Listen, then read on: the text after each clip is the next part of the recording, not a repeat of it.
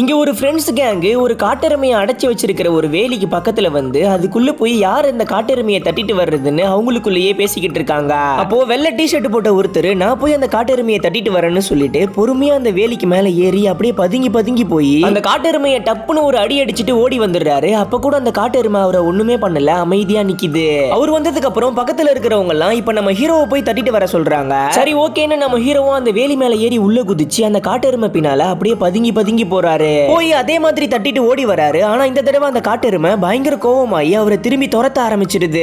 அவரும் வேகமா ஓடுறாரு. ஆனா அது பயங்கர ஃபாஸ்டா வந்து அவர் அப்படியே முட்டி பறக்க விட்டுருது. அவரை காப்பாத்துறதுக்காக அவருடைய ஃப்ரெண்ட்ஸ் எல்லாம் உள்ள குதிக்கிறாங்க. அதை பார்த்து அந்த காட்டெருமை அவங்க ஃப்ரெண்ட்ஸ் எல்லாரையுமே துரத்த ஆரம்பிச்சிடுது. எல்லாருமே பயந்து போய் பயங்கர ஃபாஸ்டா ஓடி வந்து ஒரு வழியா அந்த வேலியை லாக் பண்ணிடுறாங்க.